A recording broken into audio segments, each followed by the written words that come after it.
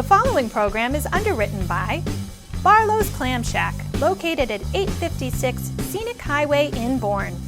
Barlow's Clam Shack, where the seafood is always fresh.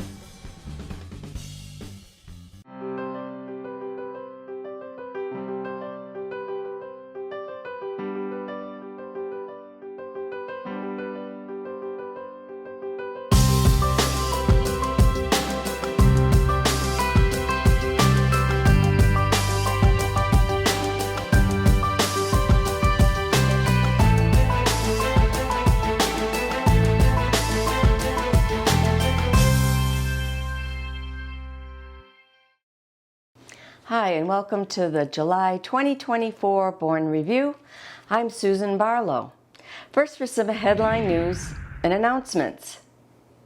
Hundreds lined Main Street for the annual Bourne on the 4th of July parade. Prizes were awarded to some fun and creative floats. New to the parade this year was a parade of Mustang cars, a giant inflatable elephant for the Bourne Republican Town Committee, and some Mustang horses. Well, I don't know if they were Mustangs, but they were horses, and that was pretty cool.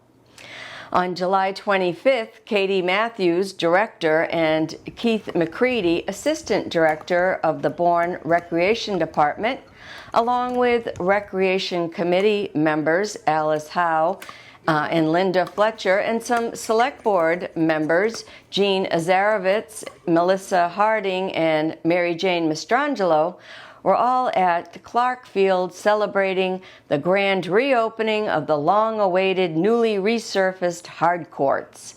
And wow, don't they look fantastic? The project also included the resurfacing at Pecasset Courts, the Keith Courts, and the Katomet Schoolhouse Courts. Also in attendance were Town Administrator Marlene McCullum and Town Clerk and CPC Chairman Barry Johnson. Barry explained that the community preservation funds are derived from 3% of property tax payments. Alice Howe, who brought forward the CPC proposal to town meeting, and the Bourne Recreation Committee, congratulations, and they look wonderful. Enjoy pickleball, tennis, and basketball on the new courts. There's only a couple car shows left this summer. The Bourne Sandwich Rotary Club holds its car show at the Upper Cape Tech School campus every other Tuesday in the summer. In August, they will be on August 13th and the 27th from 5 to 7:30 p.m. The shows are free and lots of fun with great oldies hits playing in the background. Burgers, hot dogs, and other food and drink items are available and are prepared by the Bourne Sandwich Rotary Club. All proceeds from the food sales will benefit the Rotary Club. Big Nick's Ride for the Fallen was held on July 21st to honor Marine Corporal Nicholas Zaros and all of the Cape's 16 fallen military. Many thanks to John Doble for some of these wonderful captures of people participating in that event. Day 2 of the Pan Mass Challenge, known as the Cape Cod Leg, departs from Mass Maritime Academy and crossed the Bourne Bridge early in the morning on Sunday, August 4th. The 79-mile bike-a-thon raises money for the Dana-Farber Canstitute in Boston.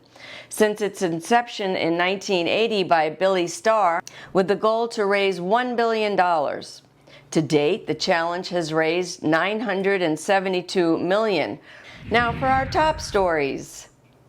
On July 12th, the Cape Cod Bridges Replacement Project received a staggering $993 million through the Bipartisan Infrastructure Law Bridge Investment Program for replacing the Sagamore Bridge. Add that to the $372 million from the National Infrastructure Project Assistance Program back in December of 2023, and another $350 million granted last March as part of fiscal year 2024 Energy and Water Development Appropriations Act. The state has set aside $700 million for the total $2.24 billion of secured funding, more than enough to cover the $2.13 billion to replace the Sagamore Bridge.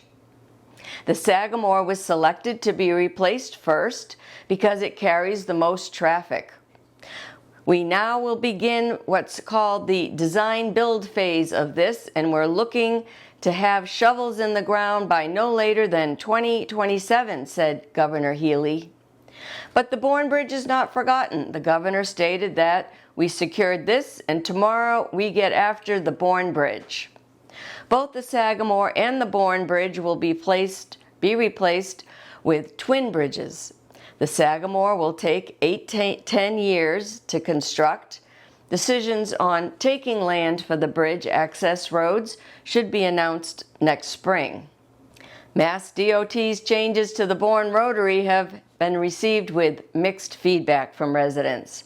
The work resulted in signs and painted lines indicating which lane you should be in to take which exit off the Rotary.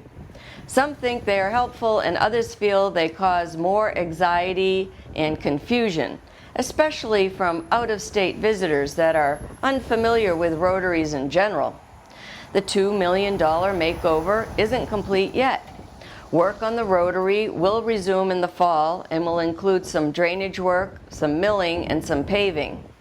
Mass DOT says the proposed project consisted of improving safety and the traffic operations by restriping the Rotary with 2 lanes, adding a channelized right turn lane from Route 28 northbound to Sandwich Road eastbound, and adding a right turn lane from Route 28 southbound to the Trowbridge Road.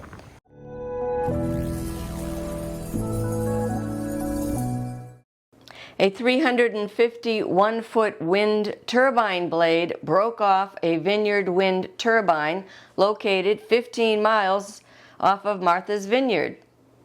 Fiberglass and foam debris from the blade are washing up on Nantucket, Tuckernuck, Muskeget Islands, and Monomoy.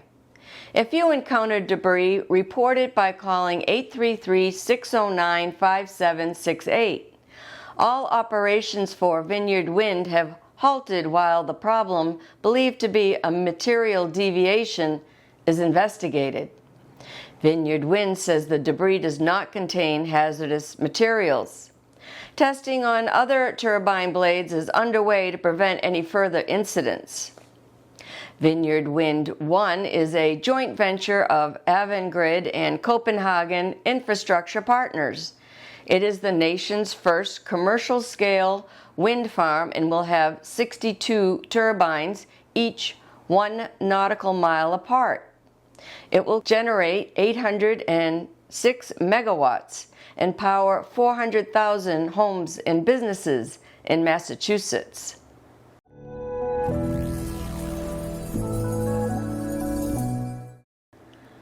My family recently had our parents' ashes buried at the National Cemetery in Bourne. Burial in a national cemetery is open to all members of the armed forces who have met a minimum active duty service requirement and were discharged under conditions other than dishonorable. A veteran's spouse, widow, or widower, minor dependent children, and under certain conditions, unmarried adult children with disabilities may also be eligible for burial. Eligible spouses and children may be buried even if they predecease the veteran. This cemetery has space available to accommodate casketed and cremated remains. We showed proof of honorable discharge from the military.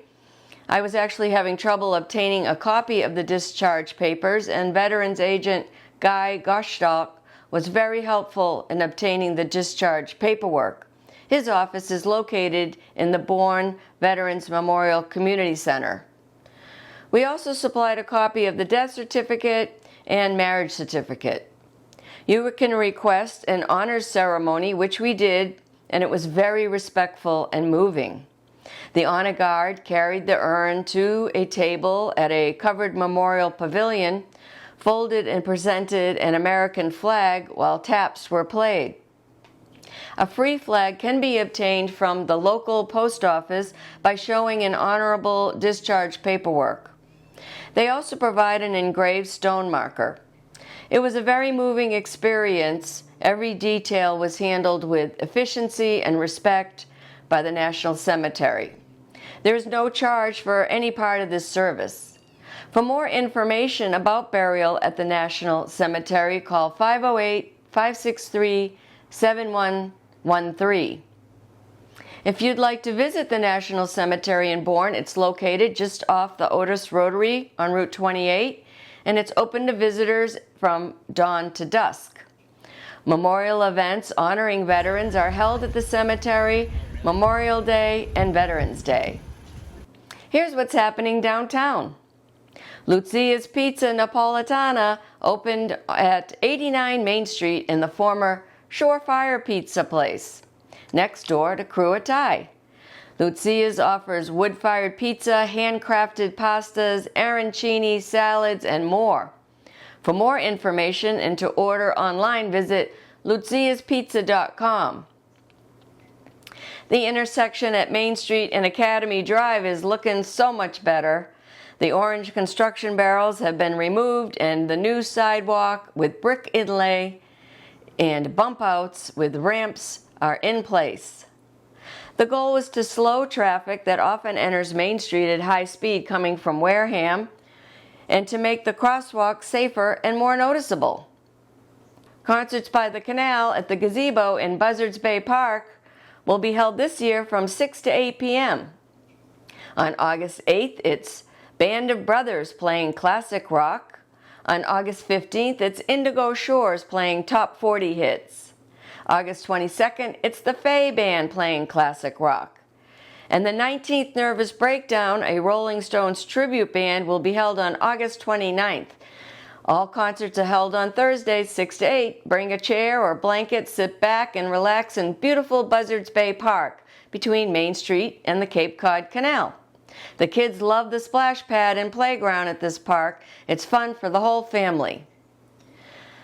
The pavilion along the canal at Bourne Scenic Park also has live music.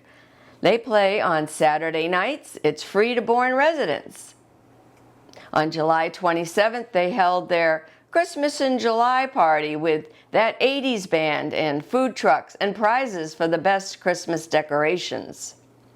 Here's an update on striper fishing in the canal by East End Eddie Doherty, a retired Massachusetts court clerk magistrate appointed by the late Governor A. Paul Cellucci, author of 7 Miles After Sundown about surf casting the Cape Cod Canal for striped bass.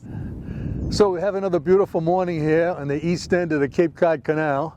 We've got a dropping west tide behind me, and the west tide is bringing in fresh seawater from Cape Cod Bay and hopefully some striped bass with it.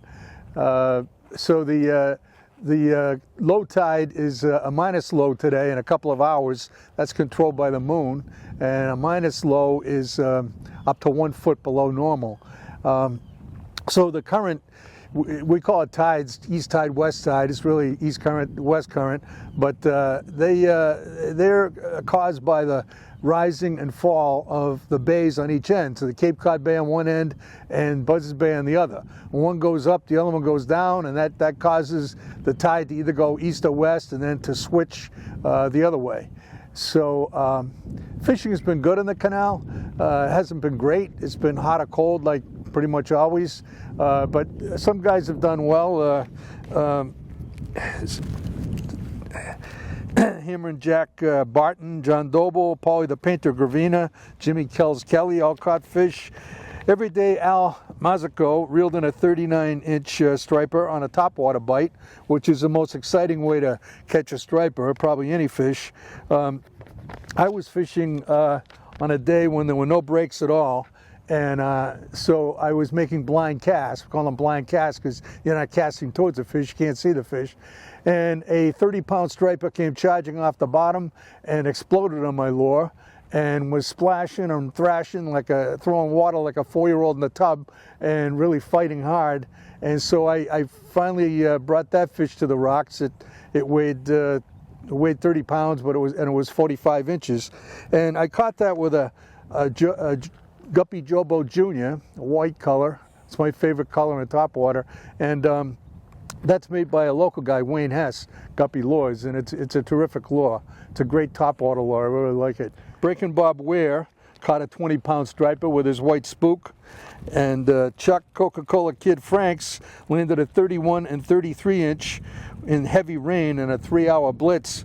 That was a lot of guys were catching fish in, mostly slots, but some up to 39 inches. Just as a reminder, a slot is 28 inches, so less than 31. That's what a keeper is nowadays. Vinny the Patriot Rosada caught a 32-inch on a white pencil. The fish were very fussy that day. I was fishing a little bit over from Vinny, about 40 of us together. Everybody's casting into breaking fish. The fish were boiling, the water was boiling from these fish, and it would last for just a few minutes, and the fish would move on in the tide, and 15 minutes later another small school would come along. So Vinny was the only one that caught a striper out of that group, but I cast my white rocket, striper gear rocket, into the boiling water, and but the fish were just turning their nose up at my lure and almost everybody else's. And then as the current moved my lure away from the school, a bluefish was hanging on the edge. A 10-pound bluefish came up, and he hooked my he got hooked on my tail hook of my white striper gear rocket. So that was quite a fight. He was dancing on the surface like a topping and doing aerial display, and so I finally brought that 10-pound bluefish in, and it measured out to 36 inches, and it was great on the grill. So the Magic Swimmer was created by Patrick Sebile, who I think is the world's greatest fisherman. I don't know how anybody else could claim that title because he holds world records. He's a great guy. He's actually in both of my books that I wrote, and he's just a really nice guy, and he started fishing when he was like 4 years old. But the Magic Swimmer that he created is one of the most popular lures around. It's 3 pieces, and it undulates through the water. It looks very realistic. Doesn't cast that great, but but a lot of times you don't have to cast that far because the fish are hanging on the first shelf right in front of you, and so it's a really well proven lure. But Patrick it comes with 3 hooks, 3 treble hooks, and Patrick told me years ago to take the back 2 hooks off. I think he created it for muskie, and striped bass always attack their prey from the head first, and so you really don't need all those other hooks. You just leave the belly hook on, and it works out better that way, because if you do take it with all the hooks, if you keep them all on, they get in all different parts of the bass, and it becomes a mess. So I did what he told me, and it's worked good for me. And that Magic Swimmer is used by a lot of different guys. Slapshot Scotty Ewell caught a 35-inch striper with his white Magic Swimmer on an east flood tide. Kenny Pigpen Nevins had 7 fish to his credit, up to 38 inches on a rising east tide with a white Magic Swimmer. Donnie Hawkeye Willis did very well one day with his white Magic Swimmer, and the fish he caught were up to 40 inches long, and which is a really nice fish. My tip of the month is that when you're riding a canal bike, I have a bell on my handlebars, so if somebody's in front of me, I ring the bell so they know I'm coming, because if you don't have a horn or a bell or something, you should yell in front of you on your left or something, because sometimes guys are on their bike riding slow and they're daydreaming, and they might cut in front of you inadvertently, so you want to make sure that people know that you're coming. So until next time, catch a big one. Want your nice canal catch mentioned? Email the details to eastendeddie789@yahoo.com. Here's an update on town services.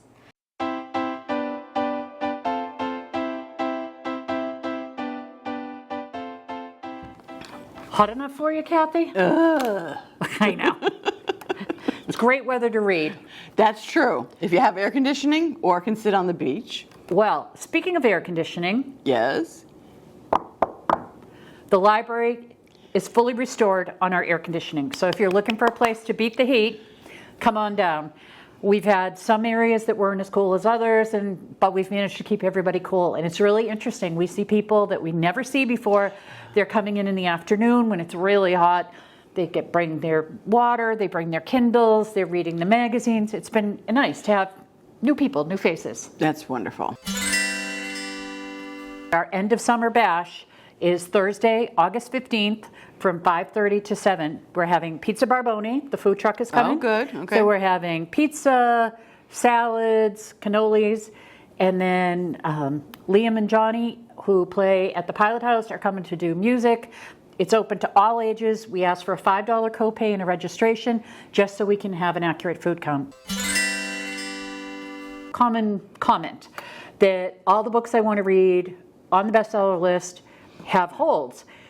And it's a philosophical issue. When we get the title, we actually are leasing 26 checkouts. Okay. So we don't own it. When we buy the book, so for example, The Woman, our cost was about $28. We own it forever, and we can check it out.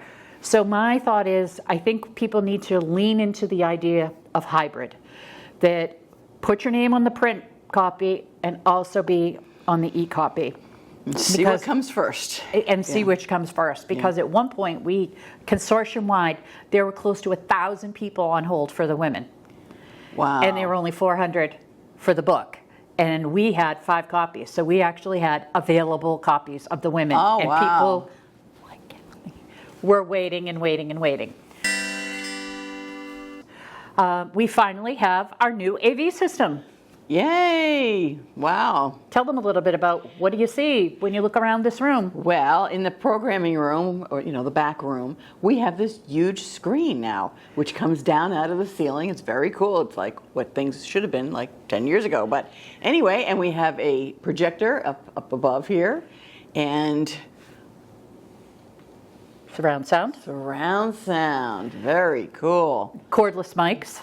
So that now when we have a program speaker, the speaker will have a microphone and someone in the back. So a lot of times when we've had speakers, the person in the front is whispering the question. Yeah, and everybody in the back is like, what did they say? Yeah. So this is really a huge improvement to this room. Yes. The descending screen may not seem like a lot to the audience, but when you used to see the librarians with what was like a fishing pole trying to get it down, Yep. and I always worried that some little lightweight librarian, not me, would go whack and be caught right up in the roll-up. Yeah. So that's a big, big improvement, and thanks to the town administrator, those were funds that she had set aside for us a year ago to have this improvement done, and it's really made a nice difference. So if you're coming for a program like Winslow Homer or any of those, that's going to be fantastic for hybrid programs. Right. Okay, excellent. And speaking of programs, what's happening? Are you a literary type? I can be. Okay, we've had some requests and we're going to run with it and see how it goes. There's going to be a literary book club in the evening starting in September. Okay. Details are coming. We're trying to find what evening we can consistently have it at night. We want to be able to offer the program at night, and there'll be either books that won awards or classics, Pulitzer Prizes, National Book Award, long list, short list. The Booker Award? Yep. So, right. or National Book Award. Yep. So it's kind of upping our game in terms of we're not all going to read Ellen Hillenbrand all the time. Right. We're going to broaden our horizons. So stay tuned for details on that. Don't forget to sign up for our newsletter, which tells you everything that's coming up in the next month. Call the library or go right to our webpage and subscribe. Great. That's what's happening at the library. Have a great summer. We'll see you soon. The Bourne Council on Aging, located in the Community Building, 239 Main Street, will soon have low-impact Zumba. Fridays at 9:30 a.m. from September 6th to October 25th. It's an 8-week prepaid session for $64. A Veterans Coffee House will be held on August 14th at 9 a.m. to 10 a.m.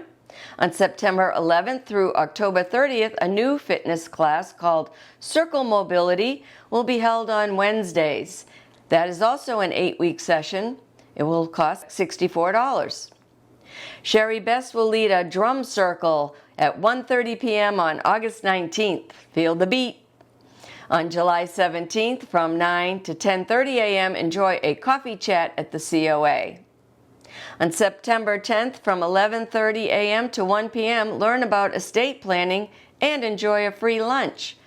On September 16th from 1 p.m. to 2 p.m., the VNA will hold a presentation on seasonal affective disorder, or SAD for short. On September 30th, a 20-minute confidential screening for SAD will also be held, 10 a.m. to noon. To register for events or for more information, give them a call at 508-759-0600, extension 5300. Here's a look at the calendar. Craft Fest will be held on August 17th and 18th on the Cotuit Green from 10 a.m. to 4 p.m. Join the celebration of Monarch Butterfly Day at the Museums at Uptuxet on August 24th from 11 a.m. to 3 p.m. There will be a Monarch Butterfly release, guest speakers, interactive demonstrations, children's crafts and activities, games, face paintings, a story walk, and food from the grill. The Museums at Uptuxet will also be open. Butterfly and bee costumes are encouraged. The event is free and open to the public. On August 21st at 11 a.m., join the Cape Cod Canal Region Chamber of Commerce in a ribbon-cutting ceremony at Seaside Scoops Ice Cream, 100 Main Street on Buzzards Bay Park. There are two excellent museum exhibits happening throughout the summer in Bourne. The Cape Cod Military Museum has a D-Day and its Ties to Cape Cod exhibit at the Bourne Historical Society, located at 30 Keene Street, which runs through August 31st. Admission is free, and it's open on Fridays and Saturdays, noon to 3 p.m. The exhibit includes models, photos, uniforms, and other memorabilia, and the stories of how Cape Cod played a pivotal role in D-Day. The Briggs McDermott House, 22 Sandwich Road, across from the library, kicks off their summer season with a summer-long exhibit, Bourne Brides, representing years of fashion and style. Bridal gowns and attire of Bourne ladies will be displayed throughout the house. The exhibit is on display through August 31st. The Briggs McDermott House is open to the public Fridays and Saturdays from 1 to 4 p.m. There's no admission, but donations are always welcome. Also taking place under a tent on the grounds of the Briggs McDermott House, Everything Blueberry on August 10th at 1 p.m. Come enjoy treats featuring blueberries. It's $5 per person. There will also be baked goods for sale.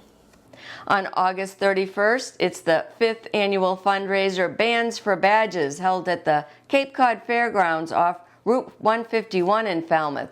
Multiple bands will play from 1 p.m. to 10 p.m. For more information about that event, visit bandsforbadges.com. On September 7th, head over to Buzzards Bay Park for Kind Heart for Kids Kindness Festival, 11 a.m. to 3 p.m. The Bourne Newcomers and Neighbors Club holds a buffet dinner at the Pecasset Golf Club on September 17th. Author Barbara Struna will give a presentation about her latest book in her 5-book series, The Old Cape House. It's $42 for BNN members and $45 for non-members. RSVP by September 10th. For more information about Bourne Newcomers and Neighbors, you can go to their website, bournenewcomers.org, or find them on Facebook. Be sure to put September 21st on your calendar. Save that date. It's our annual Canal Day in Buzzards Bay Park. The rain date will be September 22nd, but fingers crossed, it'll be a beautiful day. It's one of the biggest and best events in Bourne. Here are some wonderful photos taken by area photographers showing the beauty that surrounds us.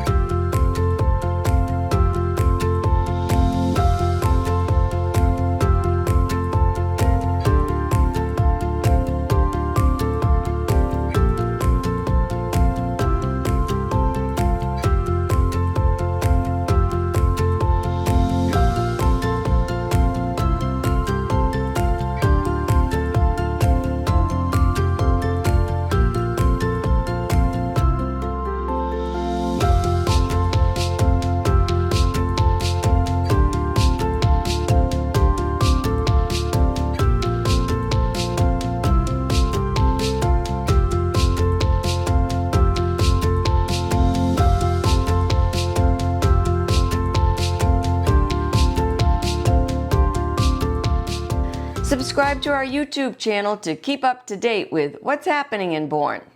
Your company or organization can become an underwriter. It's a great way to spread the word.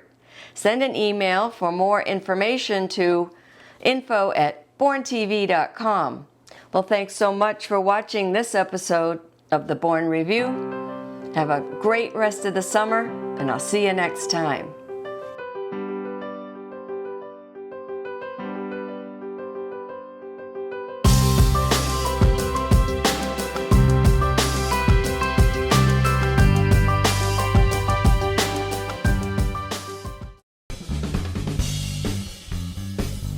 The preceding program was underwritten by Barlow's Clam Shack, located at 856 Scenic Highway in Bourne. Barlow's Clam Shack, where the seafood is always fresh.